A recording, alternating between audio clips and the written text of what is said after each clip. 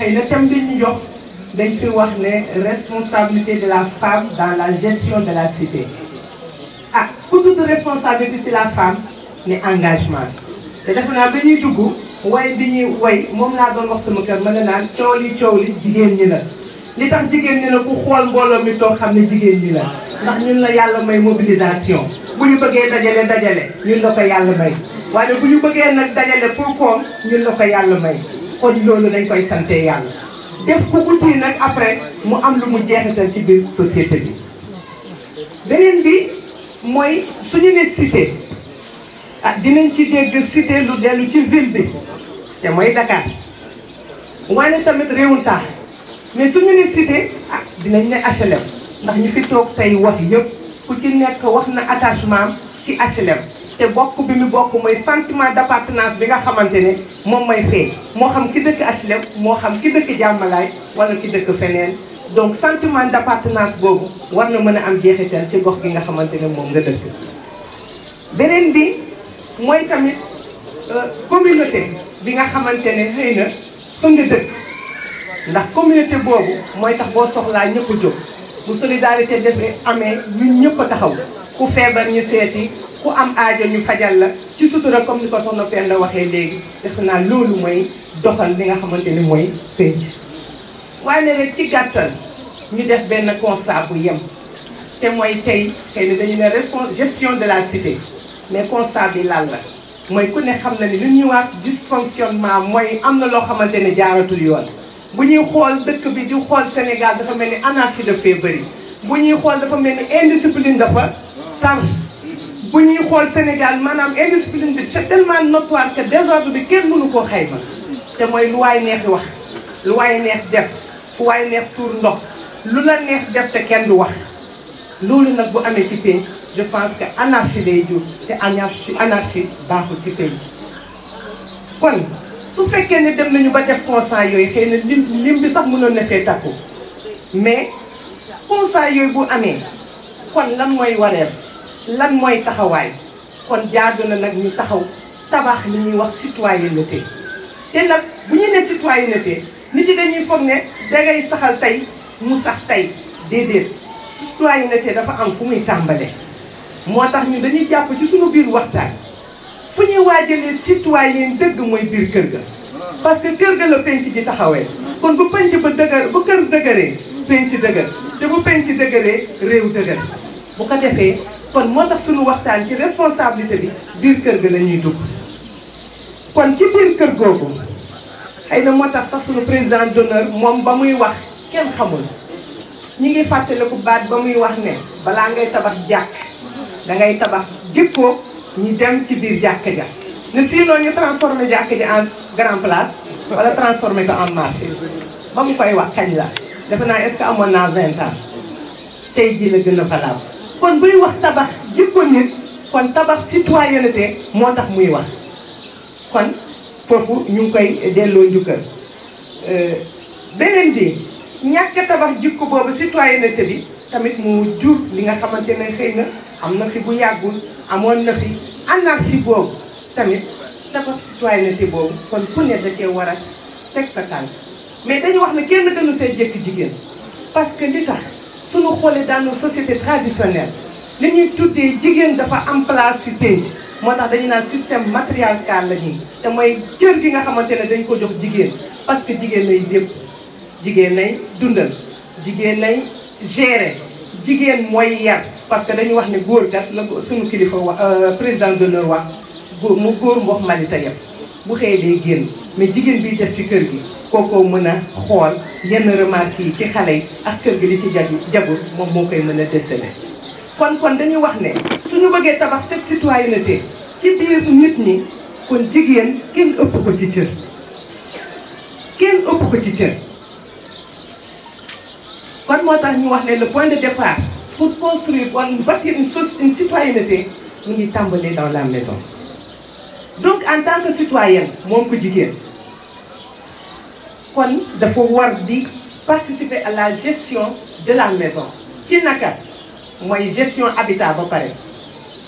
tey ji balaa ñu naan nañu bale mbedd ma ku dul bale sa biir kër doo bale mbedd ma muy set kon gestion bi mi ngi tàmbale d'abord hygiène bi ci biir kër gi fexe ba xeex insalubrité ci biir kër gi fexe ba nit ñi bu ñuy takkal sax li tubaab naan lan moo lutter contre les setal maanaam éviter di salir ne pas salir moo ko gën nettoyer ne pas salir moo ko gën kon fexe ba ci biir kër gi xale bu ndaw bi nga xamante ne bu lekkee sax ci biir salon ba daal day jël kayit ba sànni mëcc tàngal man jël sànni mag ñi dañ koy def mais mag ñi koy def mooy ba ñu tolloo xale dañ ko doon def te kenn terew leen ko te nag l'habitude c'est une seconde nature donc comme tàmm na ko ba muy xale da koy màggaale te loolu moo jur ba Covid bi amee ku ci ne takkal nga masque danga naan li tax may takk masque parce que boobu xamatoo ni yow takk masque bi du pour yow mais c'est pour l'autre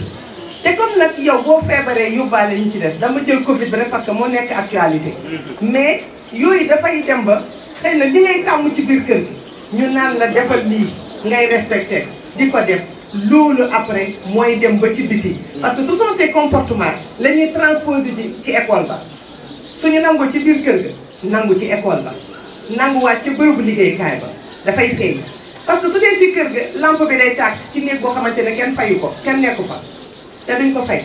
même bu ko sa papa sa yaay mënee yow soxna si mu sa borom kër amee mais néeg bu kenn nekku dañ ko war a fay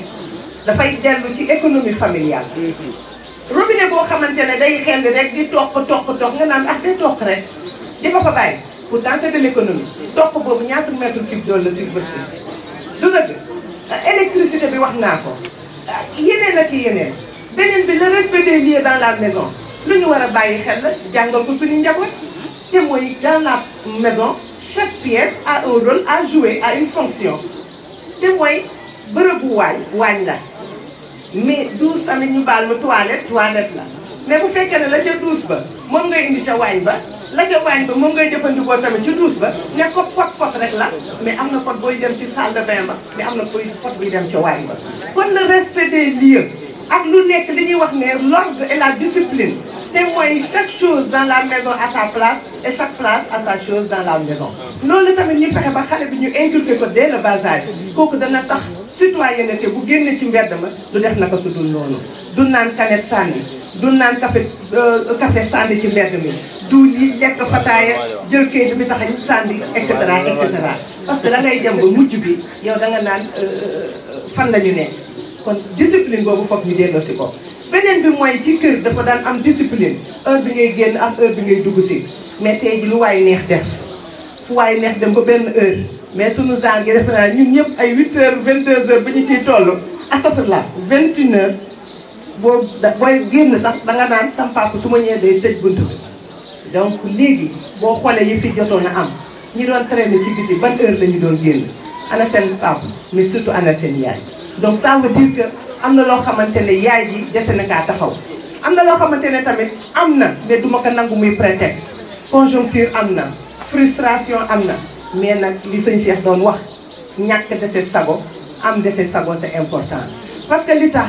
li Awa soxna présidente Awa wax léegi ci pauvreté bi c'est-à-dire que dañuy dugal suñu bopp concept yoo xamante ne pauvreté da ngeen a ndóol te fekk na ndóoloo donc manipuler boobu façonné googu ñuy façonné suñu xel gi da ngeen a pauvre mais dama ne Sénégal pauvreté amu fi ñàkk jëriñoo suñuy ressources ñàkk jëriñoo boobu ignorance yi nga xamante ne moom la ñu disposé moo ko waral moo tax mais pauvre ñu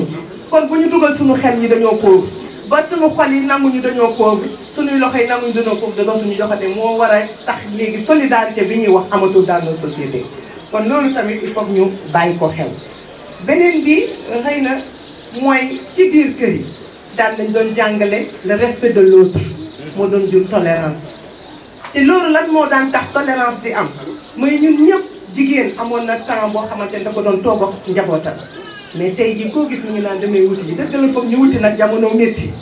waaye amatuñu temps consacré ko suñu njaboot te mooy ñun ñëpp suñu maam daan nañu léebal xëy na léegi dëkkuwaay changé na ba nga xamante ne appartement la ñu wax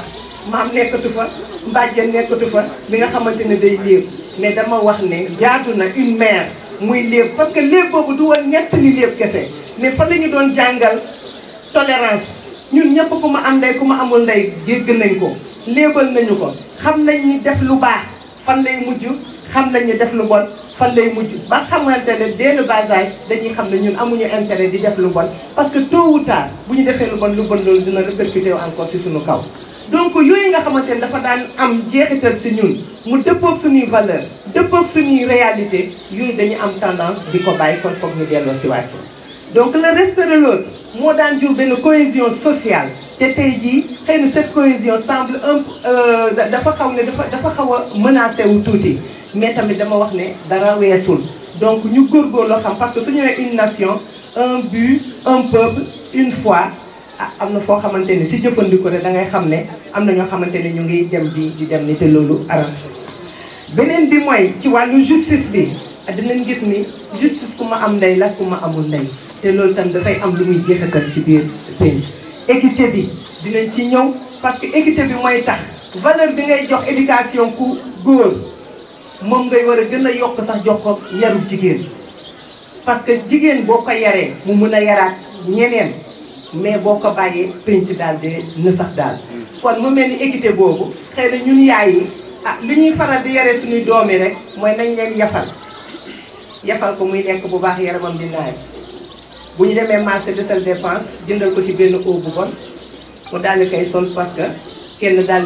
di koy takk. kon ñun yar gi ñuy yar suñu doomu jigéen pour keneen gis ko takk ko la mais du ko def ci moom jikko yoo xamante ni ëllëg dana mën a dëtës jaan ci pax te dara du ko ci fekk. dana mën a dem kër gu muy sëyee ñaw relation yi nga xamante ne parce que loolu may waray xam bi mooy conflit yi nga xamante ne am na ci biir famille jigéen moo daan jël pusoom di ko ñaw mais mu mel ni xëy na yar googu tamit mu ngi def défaut ba nga xamante ne dañuy dem rek ne sëy bi sëy naa ko du ma ci joxe bakkan du ma ca dee yooyu ngay dégg ñu koy wax. donc xam nga sama yaay kenn wax na léegi HLM dama fee sëy si balan ba jeex tàkk mais tàkk aussi dégg naa ko mu waxaat noonu fii laa ñëwee 9 ans 10 ans ba ñu takkee ko fi ba tabarkàlla yàlla di def jàmm ba léegi. kon loolu je pense que ñoom ñii li ñu jot a indi sama yaay mboose moom du ma wax parce que am na loo xamante ne day mel ni féete la waaye am na loo xamante ne buñ ko bëggee wax dëgg yàlla daf ñuy jaral benn engagement boobu ñu xam ne lépp lu ñu mënta def tamit on va récolter li ñu mën a semer daal. beneen bi danga daan gis ci kër yi li ñu tuddee économie benn xale bu jigéen daan na loon doxantu taxawaalu à 14h 15h dans les rues déedéet amoon na tout le temps à la maison. sa yaay dala naan jëlal puso bi nga ñaw ñu jàngale tricot jàngale broderie jàngale marquoire et cetera mu mel ni yooyu tamit mu ngi am tendance di disparaître. parce que ba léegi salon de couture am na salon de coiffure mais après si le salon de coiffure rek yooyu ñu baal ma yenn yi fa lay xewee parce que def salon de coiffure taxul nga mel lenn ni wala nga comporté wu lenn ni parce que loolu yaay dañ ko doon def ci biir kër yi te dana am jeexital mu nekkoon une économie dans la famille parce que nga nekk ci kër gi balaa ngay génn di fay ji ñaw nga mën ñaw ñawal sa bopp ñawal say njaboot je pense que c'est une économie loolu tamit li ñu war a dellu si waat la dans les maisons. beneen bi boo xoolee li tax ni ñu ko waxee ñu insiste si comportement yi lii ci biir kër gi parce que wax naa ko sànq moom la ñuy yóbboo ji ci école ba ci mbedd ba ak ci lieu de culture maintenant nag bu ñu paree ci loolu ñu ñëw gannaaw ba mu taxawalee këram ñu ñëw nag dans le quartier. donc gannaaw responsabilité bi muy am ci biir kër gi mu ñëw nag ci biir quartier bi am na mu ci taxawee kon lu taxawee rek donc engagement moom la fi sunu yaay wane moom la fi soxla yi ñuy sargal wane te mooy taxaw boo xamante ne dafay participer à la bonne gestion de la cité. ci naka bu delloo ci cadre bi mi ngi xool naka lay fexe ba cadre bi gën a yëwén gën a set gën a sell moo waral tey ngay dem ni mu amee suqali njaboot noonu la amee dans d'autres quartiers nga naan fexe ba zéro déchet di am ci quartier ba te buñ ci dogoo mu nekk te loolu yëpp jigéen ñi ñoo koy def donc fexe di bokk ci association yi nga xamante ne c'est des associations caritatives bokk ci association yi nga xamante ne mooy papa yi soxna Dégène Chimère ndeysaan radiyallahu anha moo ñu daan jàngal mais kenn sañutoon na basket di naan paas mu paas la bal nga naan ko yow dof nga rek baal ma ci baat bi ngeen baal ma ci baat bi sañoo ko woon loolu da daan tax mu wër loolu terrain bi 15 tours de terrain parce que bu boobu doo doon def sport kese mais sport ak éducation la woon c'était important. amatul léegi de. amatul beneen bi mooy dans les quartiers te xëy na daa si am na xale yu ko jëmmal ñu ngi fii tey ay mag lañu mooy les théâtres dans le quartier théâtre de quartier dafa daan am li muy def parce que loolu danaan faj ay problèmes yu bëri ci biir quartier bi mu mel ni yooyu itam municipalité yi war nañ ko di ko delloo si waay. beneen bi mooy xëy na wax nañu association caritative solidarité mais de reboisement dana ci am solo parce que tey jii c'est un acte de lutter contre la préservation de la nature. parce que xam nga li tax ñun dañ fay fekk am na ñeneen ñu fi nekkoon am lu ñu wàccal kon ñun waruñoo mujjee puso mu réer kon ñun war nañu fexe ba nature bi ni ñu ko wàccalee ñu wër toppatoo ko ba génération future yi bu ñu ñëwee am ci lu ñu jàpp. moo tax xëy na bu ñuy xool dans sama dëkk ba fële suñu gox ba si suuf ni ñuy defee forêt yi mais sax da ngay tiit parce que ñi xamuñu yàq-yàq bi mu mën a jur ëllëg parce que garab boobu ñuy yàq c'est la garab boobu moo ñuy dundal garab boobu moo ñuy faj moo tax ba olof di naan garab bi mooy arbre bi mais garab bi ñuy muy arbre bi moom la ñuy defaree garab bi ñuy fajee bu ñu feebaree kon ñu yàq gàncax gi yàq nature bi ñu amuñu ci intérêt. beneen bi mooy gannaaw bam ñu dundalee gannaaw bam ñu fajee mais garab boobu mooy indi taw te gis nañ ni tey jii condition climatique yi ñuy wax ni xëy na mu ngi wàññeeku ñàkk garab dina ko jur ndax ba ñu demee Côte d'Ivoire 10 heures dañu ne cëpp tàngaay gu métti nga xam yàggul rek taw mi commencé mais boo tiimee avion bi di nga gis ni Côte d'Ivoire pour nga gis ne am na suuf nii sax doo ko gis tellement que c'est vert maanaam donc c'est ça qui explique li tax ñoom foofu dañuy taw day taw rek di taw rek comme dans la forêt gabonaise ak yooyu. kon garab boobu nga xamante ne mooy indi taw te ñu soxla taw garab boobu aussi c'est un lieu de culte parce que ñun Casamance bu jigéen bu tàngee ba tàng ñu jaaxle dañuy dugg ci bois sacré bi ku nekk la nga xam ak la nga mën nga ñaan ko fa te cosmogonie googu tamit yàlla moo bind garab te buñ fa ñaane war naa mën a nekk. donc moo taxit amuñu bu ñu ne non waa Casamance noonu nañu kii ça ne me concerne pas mën a déedéet kon solidarité bi ñuy wax entre nous femmes kon bu waa Casamance di jàmbat ñi ngi yàq seen gàncax kon waa HLM ak waa Dakar dañoo war a wax dañoo def benn lutte commune pour que loolu seen àll boobu ñu bañ koo yàq c'est important. ASC wax naa ko beneen bi mooy il faut que suñu gouvernants yi foofu laay interpeller parce que Sénégal nag dëkk bu nekk ak la mu askanoo lu spécifique ñun Sénégal dañoo am loo xamante ne mag ñi dañ ko fa bàyyi. donc moo tax politique yi tant que jëluñu en considération li nga xamante ne moom la fi mag ñi bàyyi li nga xamante ne moom la fi kilifa yi tëral dañuy sonn rek dañuy dem fii ba suba mais dara du sotti. parce que tey ji bu ñuy toog naan jigéen ñi ñoo ko yar ba sëñ Babacar radiyallahu anhu doon wax ni ma jigéen ñi laa àndal du tey ñu fi toog ñëpp ñu ci bëri judduwuñu bu sunu maam Cheikh Ahmed Tidiane Sy di wax sa Saint-Louis jigéen ñi bu ñu bàkkee kañ yàlla dër je pense que tey jii moo indiwaat ñu ne jigéen ñi ñoo ko yor kon loolu nga xamante ne mag ñi wax nañ ko kon politique la ñu war a fexe ba wax yooyu ñu koy jël di ko xam buñ ko xamee ba pare koo les traduire en acte naka la ñuy fexe ba jigéen ñi di kañ di bàkk di dër bu ko defee suqali parce que sans nous nag dara du dem. dara du dem. waaye tamit ñooy xol ñooy bakken. ñu amandoo mais nag il faut ñu xam suñu bopp. parce que ñàkk xam suñu bopp boobu aussi moo tax ci biir culture bi kilifa yi aussi ñu leen di interpeller parce que culture du fekk ko woy keroog dañ may envoyé benn vidéo dama rus man en tant que jigéen waruñu mën a jël suñu temps réduire la culture simplement à la danse à la lutte et cetera donte le nag ci suñu patrimoine la bokk mais tamit waruñoo jël suñu temps di fecc rek di fecc di Senghor doon wax l'Afrique a trop dansé donc danse gi nag war na arrêté ñu jublu ci nag des choses sérieuses te mënuñu ñuy danser démb ak barki démb ba tey ñuy danser tubaab bi ñëw duñu noot seen i maam seen i doom seen i sët ëllëg seen i sëtaat duñu noot kon jeex na nag ñu sonné la fin de la récréation. kon daayira yi nga xamante ne mi ngi fi il faut que état di leen bàyyi xel la sëñ Cheikh doon wax ne les tarixa ne sont rien d'autre que des clubs mystiques où se forment les athlètes de la religion mais yooyu il faut ñu koy sóoraale parce que daayira yi am nañu benn enseignement yoo xamante ne ah peut-être mën naa wax ni l'école réussir ko le Cheikh doon wax ni y a un ministère de l'enseignement mais il y a pas un ministère de l'éducation parce que éducation bu amee jël forme de changement de comportement mais ba léegi nit ñaa ngi dem école di dem ba université mais la ca topp mooy université ba mooy arène ba ay jaasi ay xeex ay saagante donc pour wax nañu ba léegi il faut que l'éducation boobu ñu def ko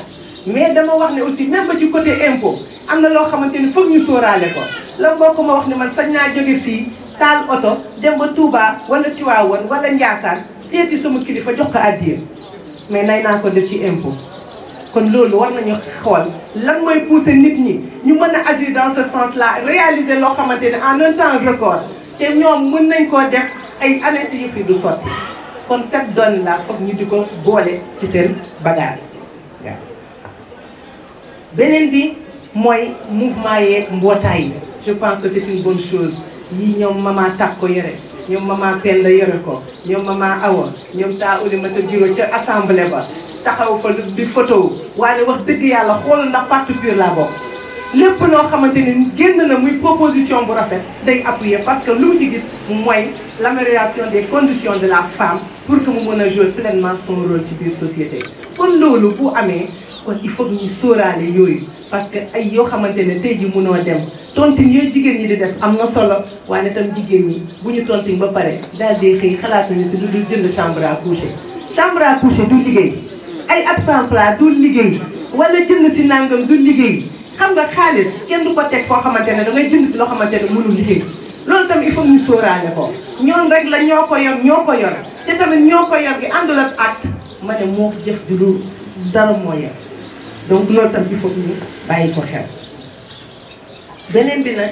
mooy notre devoir ak li nga xamante ne yàgg nañ ko taxawul dans la résolution des conflits internes comme externes ku ci jële jigéen doo dem waaye tamit nee naa conflit bu am buñ ko xoolee tànku jigéen na ngi ci biir et la preuve li fi mujjee xawantaal suñu dëkk bi tànk yi jigéen kon mu mel ni nañu gën a yokkaat yar gi ci biir kër gi suñu bëggee penc dal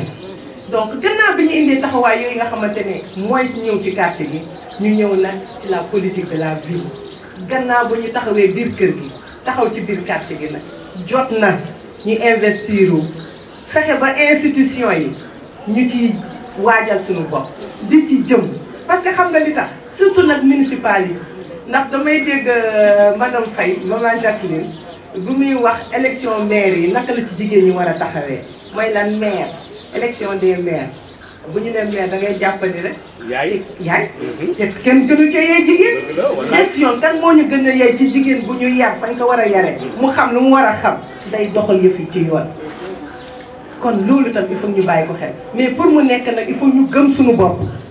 wóolu pour mën nag instance de décision yi ñu ciy def comme ni ko soxna Awa waxee nee na tout ce qui se passe sans toi se fera sans toi kon jaadu na ñuy investir dem ci institution yi di laaj di bokk ci poste électif yi bu ko defee moo xam chef de quartier la ñu bokk si parce que boo demee Mixa soxna sa fa nekk chef de quartier ba Mixa yàqoo ñu ku am sa lu bon di ko fa defee ba mu taxawee ak waa quartier ba mais loolu amatu fa déggoo ko Mixa kon taxawaay googu ñu wax ne jigéen bu dogoo rek yàlla jàppale ko loolu tam c'est important wane li ñuy indi tëjee muy quatrième partie bi mooy les entraves à la gestion à une bonne gestion de cette cité dañu ne mu gérer cité bi responsabilité mais dafa am ay gàllankoor ay pàcc-pàcc bokk na ci pàcc-pàcc yi mooy le primat de l'individu sur la communauté tey jii lu waayu def da nga naan bopp sa bopp alors que bu njëkk ba communauté bi nga doon sóoraale danga naan ah lii de su ma ko defee danaa mën a lor Saa Mbossé te waruma koo lor parce que tam dañuy am ay croyances yoo xamante ne ci côté diine ak li nga xamante ne fi mag yi bàyyi kon waruma lor sama morom waaw. beneen bi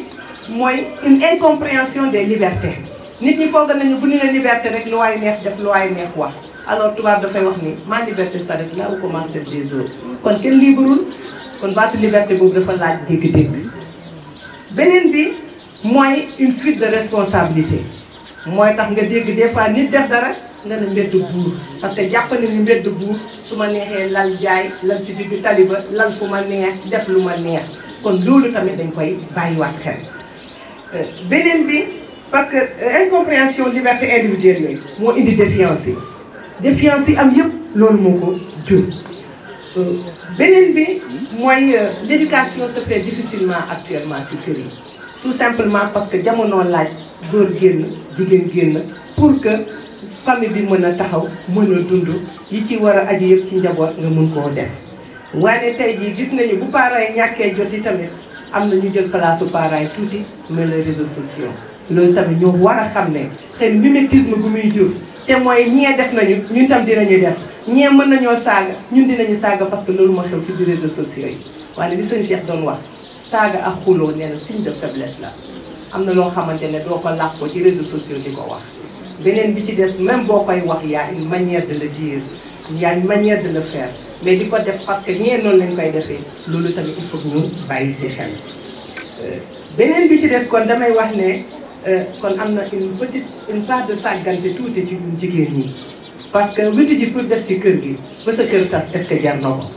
mooy li sëñ Cheikh doon wax sëñ Moustapha laajoon président d'honneur laajoon maam Cheikh ne ko ah góor gi ñaanalal njaboot yi pour ñu tekki mu ne ko Moustapha est-ce que alal ji jar na pas-pas bi ndax am na koo xamante ne boo ko ñaanalee mu tekki mu faf ñàkk diineem ñàkk ngorom ñàkk leneen est-ce que kooku nga ñaanal ko mu am jaroon na ko kon ba tax na yooyu tamit ñu koy bàyyi xel. beneen bi mooy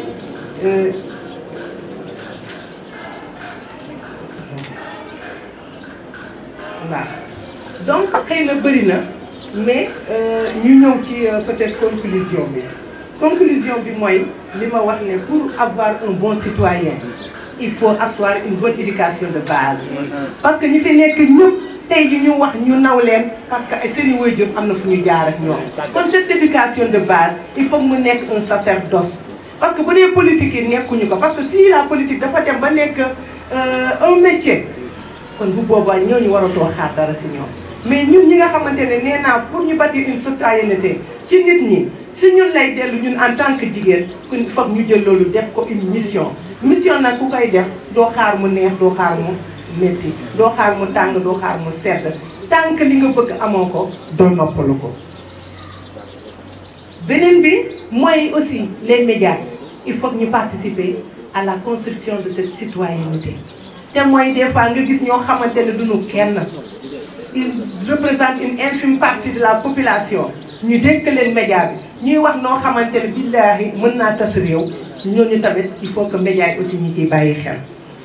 beneen bi mooy que l'éducation l'école joue pleinement son rôle foofu tamit état lay laaj mu revoiraat le contenu des programmes parce que ma ne wax naa ni soxla ñu ñuy jàngal la révolution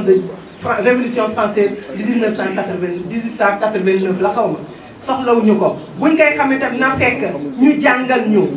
li nga xamante ne mooy li dëppoog suñu valeur te tey jii ku géex ci Google mu tëggal indil la le Kouroukan Fougan te mooy la charte du Mandé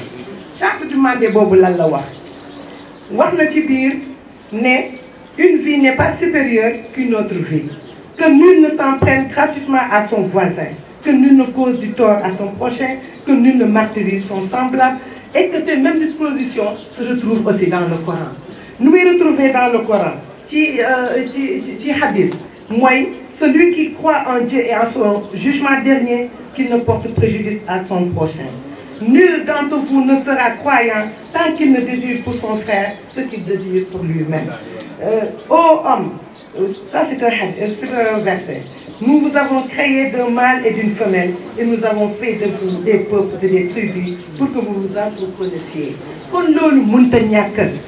ñàkk mais aussi di jéggaane kuy wàlli yaan sa kër dafa tëggul ñun mënuñoo dem di def démocratie comme ni ko tubaab yi di defee moo tax ba léegi problème di am saagay di bëri tamante gi di bëri mais bu ñu sukkandikoo nga xam ne yow waroo def kii lu ñaaw boo ko defee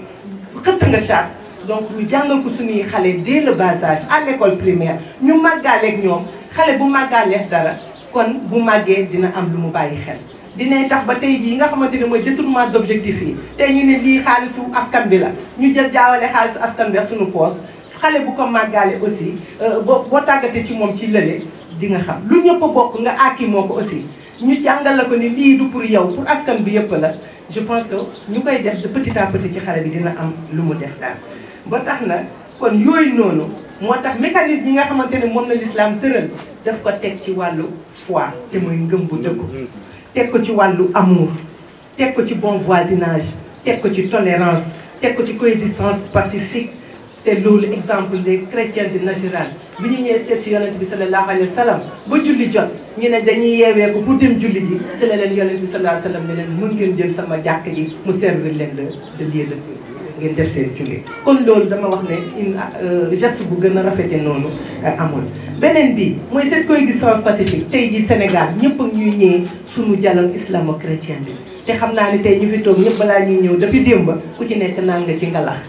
li waa ji di wax si kii ba oo ngalax ah ngalax moo ngalax de tabarkàlla def damay ree ba sama biir bi di métti tabarkàlla mu mel ni loolu yàlla bu fi jógee donc beneen bi mooy l'élimination des classes sociales te di nga gis ni l'islam aussi autour du dispositif du prophète sallallahu alayhi wa sallam ku mel ni Salman al Farisi ku mel ni Bilal ku mel ni Suwayb ar-Rumi ñooñu amoon nañu cër bu am solo boo xamante ne defoon nañ ko te mooy li mu def mooy ku ci nekk mu jóg la sa wàccuwaay ci penc ku ci nekk à un rôle am na place donc nit ki boo ko joxee cëram mu def la mu war daal mu créer ce sentiment d'appartenance ci penc bi bu boobaa lii war a dox dina dox bu ko defee ñu ngi jéggalu ci kàddu yu guddi yi ndax li ñu waroon wax yëpp mbokk yi wax nañ ko député du peuple mais bi ma demee assemblée man suñuy wax ci yenn yi bu ministre ñëwee def seen exposé man je vois la solution dans la main dama koy gis suñu tuddee xale dama koy gis barki démb Nations Unies lañ doon defal un séminaire ci wàllu droits humains ñu indi jigéen ñi indi pauvreté bi indi xale yi bi ma jëlee parole dama leen wax ni leen fii au Sénégal il y a de belles choses qui sont en train de se faire mais malheureusement il y a une discrimination et il faut relever cette discrimination fi ma koy wax gis nga looy dund boo koy wax day yomb fu wér laa ko teg parce que dama gis ne li ñuy dépensé tey ci xale ak li fi jaar njabootu sëñ Moustapha doo ko gis ci loolu beneen bi ci topp mooy gis nañ ne ñu ngi waaj a perdre suñuy valeur ci suñuy njaboot da ngay des ñu def rapport ne tey xale yi lii defuñu tey xale yi defatuñu nii ma ne leen am na ñu fiy def loolu rafet ñu dimanche bu ne wala samedi bu ne sa doom tàggu la ne la maa ngi dem daayira kade pourtant bu demee valeur lañ ko fay jàngal dañ koy jàngal toogin jàngal ko yar jàngal ko te soo ko ne yaa ngi jàngi école mu ne la waaw nga ko ban mooy nga mu ne la 14 wala 16 ci école ba muy jàngee donc excellence lay def mu ñëw ci diineem ñu jàngal ko ko bu demee ca kër ga buy tari tey jii buy def examen am na ñoo xam ne ñu ngi koy accompagner loolu ñun ñoo ko fi def kenn def ko fi moo tax bi ma ko waxee ki nga xam ne moo yor Nations Unies waaye Makhtar Diop wax cité ma wax waaye man li ma wax dama ko dund du proposition bu may def parce que dama ko jàng sorewu ma mais li ma dund gis ko loolu laa indi te suñ ci tegul seen tànk résultat bu mos a am ndax loolu fraction de seconde la beneen bi ma nekk seen député may wax ci la prise en charge des personnes âgées yaakaar naa ne ñëpp dégg ngeen ma wax ko ne leen am naa ci proposition de loi bu wér su ngeen ma ko joxee ma proposé ko te dinaa ci génne alal parce que ñun sama président ak ñi koy jàppale duñu jaaxit su ma ko waxee fu wér laa ko teg ndax c'est des propositions yoo xam ne suñu ko nangoo mais malheureusement politique dafa fiir ndax dañuy jàpp ne opposition moo proposé loi mais duñ jàpp ne askan wi moo soxla opposition proposé loi kon damay wax ne rek foofu ay tuule lañu mais tey li jaadu woon mooy ñu wooma ne ma sa proposition bu loi bi teg ko nga présenté ñu ko su ma leen ko présenté Sénégal gis ci boppam ndax xam naa ñan ñoo koy proposé ñan ñoo nekk ci sama ginnaaw te lan laay teg ci seeni loxo kon su ko defee ngeen xam ne du ngeen cuune te jegewu leen cuune parce que seen président moo raw lépp ndax ku sëriñ Cheikh Ahmed Tidiane Sy Al Maktoum yar mu def fi lu fi kenn deful kon Cheikh Mouhamadou Moustapha Sy daf fi def lu fi kenn deful ñi ànd ak moom def fi lu fi kenn deful neex naqari loolu mooy am c'est à nous nag de s'engager dañ ne si c'est pur on s'engage. Mes remerciements et salutations vont à l'endroit du président du PUR, Seyd Mouhamadou Moustapha Sy.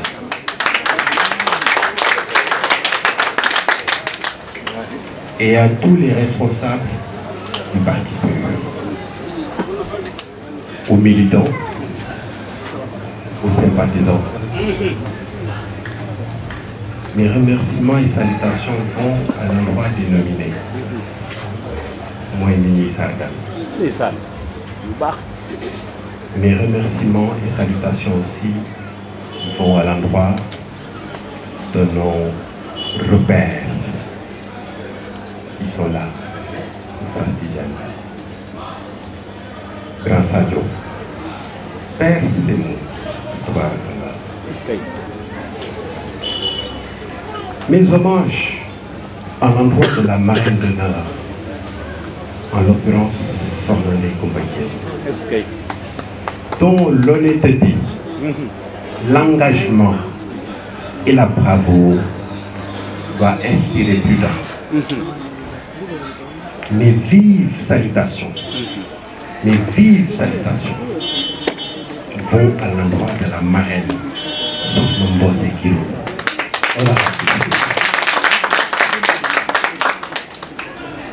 Qui incarne la mère de l'humanité. Pourquoi cela? Parce que mon jàpp na ni moo jur ñëpp ndax mbaax. fa tabarakallah. Sokhna Awa Diène, qui est une sœur, une amie. Elle incarne la femme modèle, dotée d'une générosité infinie. Et ce qui me plaît en elle, c'est qu'elle a eu à occuper des postes dans presque toutes les sphères étatiques, avec efficacité et effacement. te loolu yàqul ci pas-pasam dara. Nos remerciements vont à l'endroit de nos chères sœurs qui s'engagent sans faille dans le social, dont l'abnégation n'est plus à démontrer. C'est ce qui, d'ailleurs, motive le choix du PUR sur ces braves dames. Le PUR fait toujours des choix purs sur des personnes pures. Donc, je veux remercier nos chers nominés, Sokhna Penda Fall, Sokhna Tako Si, Sokhna Aïssatou Thioub et Sokhna Mami Faramaye, dont leur bravoure et leur détermination ne sont plus à prouver. Vaillantes dames, de par vos actions et témoignages reçus des HLM, le PUR vous témoigne toute sa satisfaction. D'ailleurs, c'est à travers de pareilles actions qu'on doit bâtir une nation, une localité. fu ndox doon taa boo fa demee fekk fa ay dem fu mbaax nekk wane ko ba ñëpp xam ko PUR nag loolu lay incarné. moo tax mbaax fu mu nekk mu jëli ko indi ko ñëpp gis ko. Le pays souffre, le pays va mal. Et la seule chose qui puisse apaiser cette souffrance de la population et ce mal de vie des Sénégalais, c'est la valeur. C'est la valeur. On peut parler de stratégie économique, c'est bien. On peut parler de stratégie politique, c'est bien. Mais toutes ces stratégies mériteraient d'être repensées, car elles tournent autour de l'homme.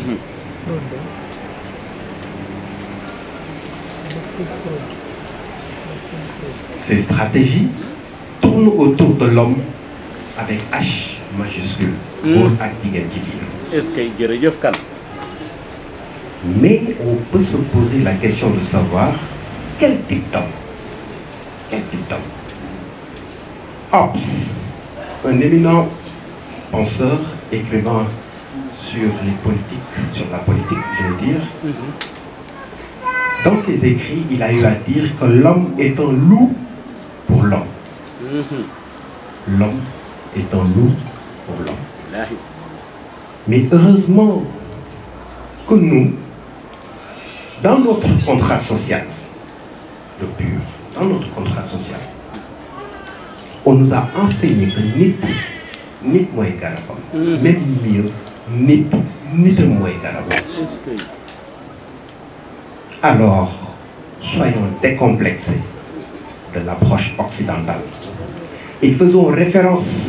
à notre approche sociale.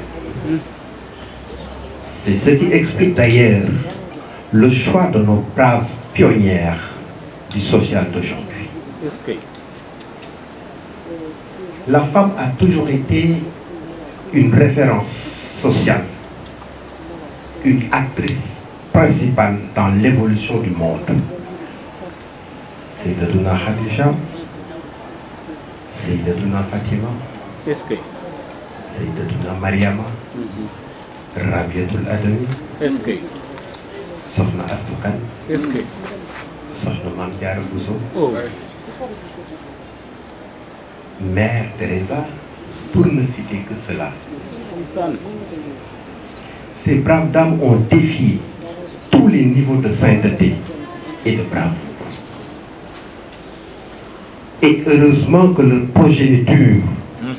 sont bien là. Donc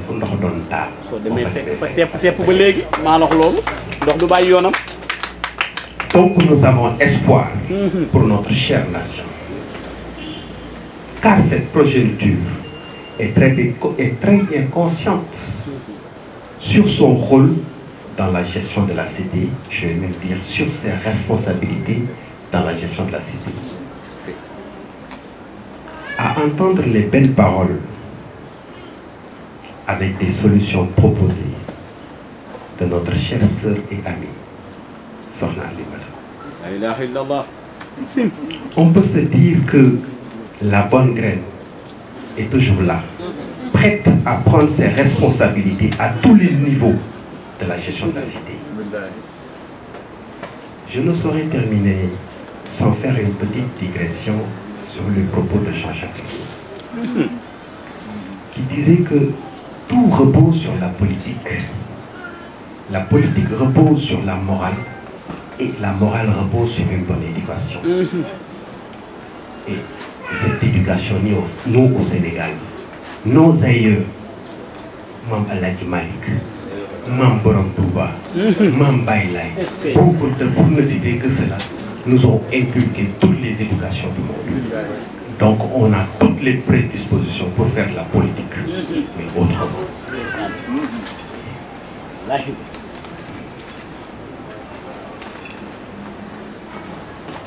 Toutes les approches ont échoué. Une approche par les compétences, ça n'a rien donné. Une approche par les résultats, ça n'a rien donné. Mais le pur, au-delà de ces deux approches, il y a aussi une approche par les valeurs. Nit ak lu mu munti am ak lu mu munti jàng bu fekkee ne amul jikko nekkatul nit. Dëgg la nekkatul nit. Nit bi ñu jox 1 milliard te amul jikko population bi du ko yëg. Du ko yëg parce que daf koy détourner. Pur nag dañu waajal ci loolu ba danga koy seexlu ci campagne yi damay waxtaan ak benn nit ma ne ko ki war a signer contrat pétrole pour dëkkam 1000 milliards pour dëkkam te amul ci ko buñ ko proposé 100 milliards da koy signer li ci des bàyyee di yóbbu ko ki am ci ko nag buy signer bàmmeelam lay gis ma ne ko te waa purée bi